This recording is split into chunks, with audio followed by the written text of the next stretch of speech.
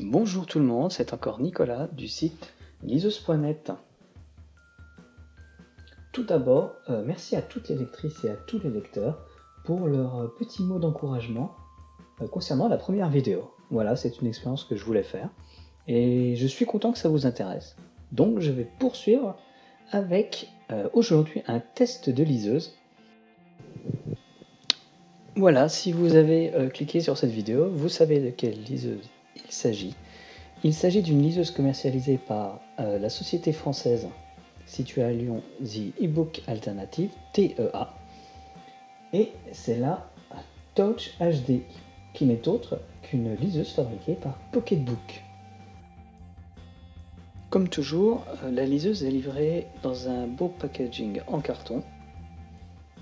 J'ai trouvé l'ensemble assez bien fini, voire même très bien fini, avec un revêtement un peu caoutchouteux à l'arrière.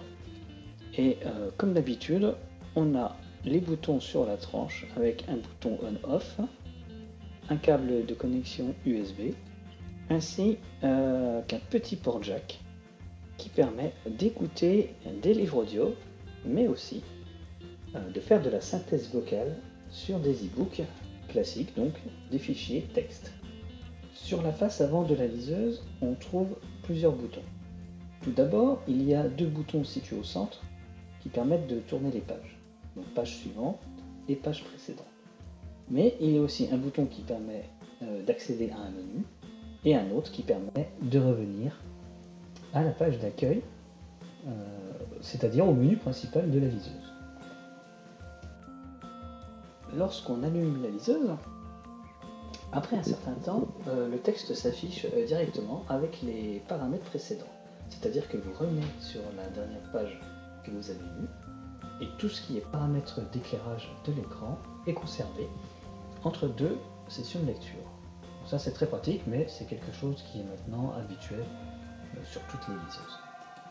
Ensuite, et malheureusement vous ne le verrez pas très bien sur cette vidéo en raison de la caméra utilisée pour filmer, mais l'écran est d'excellente qualité avec une belle précision et un beau contraste.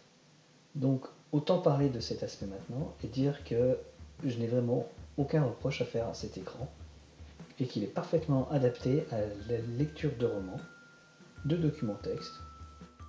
Une simple pression sur le bouton situé en bas à gauche de la liseuse permet de revenir à l'accueil de la liseuse, justement.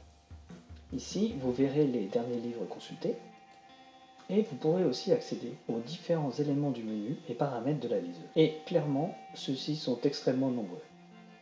On a même l'impression de s'y perdre tellement les options disponibles sont en quantité. Rassurez-vous cependant, vous n'avez pas vraiment à jouer avec ces paramètres pour obtenir une bonne expérience de lecture, puisque la liseuse est configurée pour fonctionner efficacement et se mettre directement dans le bain et lire ses premiers livres. Par contre, il y a quelque chose d'intéressant à regarder tout de suite, c'est-à-dire l'éclairage frontal. On peut, avec une pression, démarrer celui-ci ou l'éteindre et régler son intensité. Personnellement, j'aime régler l'intensité au minimum pour lire dans une pièce complètement plongée dans l'obscurité. Mais en plein jour, vous pouvez pousser un peu la luminosité pour obtenir un meilleur contraste et une page plus blanche. Bonne surprise, l'écran est très réactif. Et comme d'habitude chez Pocketbook et donc The eBook Alternative, les petits logiciels supplémentaires sont nombreux. Ainsi, vous pourrez vous lancer dans une petite partie d'échecs entre deux livres. Le jeu d'échecs permet d'apprécier la rapidité de la liseuse et de l'écran. Franchement, j'ai trouvé ça très satisfaisant. Quand on appuie sur l'écran, celui-ci réagit et l'affichage ne met que peu de temps à présenter les nouvelles informations à l'écran. On peut clairement voir une bonne amélioration des liseuses depuis quelques années à ce niveau et c'est tant mieux. Allons maintenant faire un petit tour dans les options de personnalisation pour nous apercevoir que tout ceci est très complet et que vous avez de quoi faire. Vous pourrez donc paramétrer votre liseuse Touch HD comme vous l'entendez. Nous pouvons sans plus attendre nous intéresser à la lecture. Comme vous le voyez, l'e-book s'affiche très rapidement, les pages défilent en un clin d'œil, à la fois lorsqu'on utilise l'écran tactile, mais aussi lorsqu'on utilise les boutons physiques. Clairement, le confort de lecture est au rendez-vous avec cette nouvelle Touch HD. Et les options de personnalisation de la page, qu'il s'agisse des marges, de l'espace entre les lignes ou des polices de caractère, sont largement suffisantes pour qu'on y trouve son compte et qu'on puisse lire son roman préféré dans de très bonnes conditions.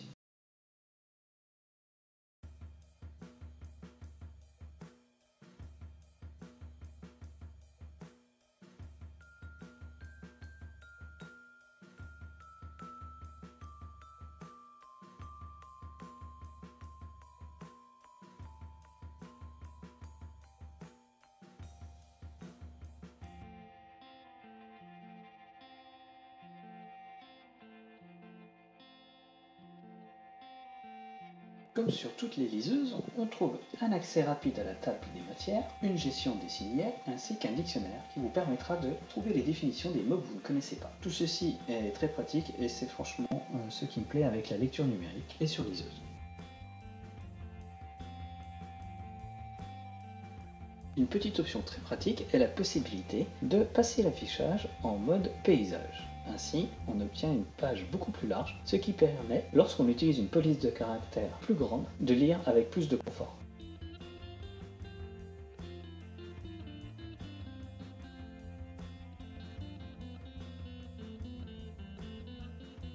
Enfin, l'accès à la bibliothèque est assez simple et les différentes fonctions de tri nous permettent de retrouver rapidement nos livres. J'apprécie aussi le fait qu'on voit des miniatures, ce qui n'est pas franchement utile mais toujours sympathique et permet d'illustrer un peu mieux une bibliothèque numérique.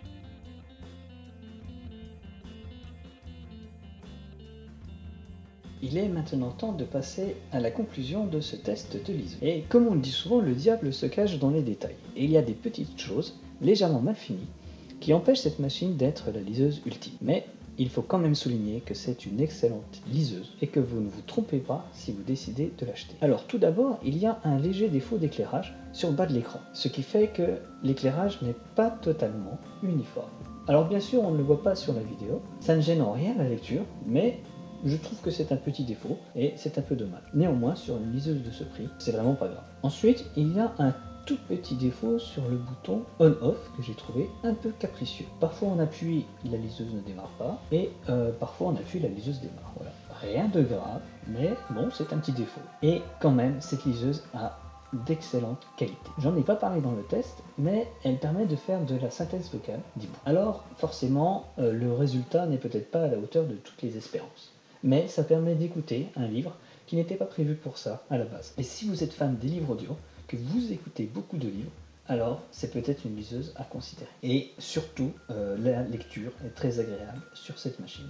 Vous n'aurez aucun problème à trouver le bon paramètre, que ce soit en termes de taille de caractère, de police, de marge, d'espacement, et l'écran est vraiment magnifique. Donc, dans les plus de cette liseuse, je vois d'abord le rapport qualité-prix. Ensuite, il y a vraiment un bel écran, et enfin, on a 8 Go pour stocker des livres. Et avec 8 Go, on en met des e-books. Maintenant, si je devais sélectionner quelques défauts, je dirais que la finition n'est pas forcément exemplaire. Voilà, on l'a vu au niveau de l'éclairage, et ainsi que sur le bouton on-off. Et puis, finalement, il y a beaucoup d'options, donc ça peut être un peu compliqué pour les utilisateurs neufs. Mais quand même, je trouve que cette liseuse est vraiment excellente. Et je lui mets la note donc de 4 étoiles. Donc à bientôt, merci de m'avoir suivi et n'hésitez pas à passer sur le site pour commenter l'article. À bientôt!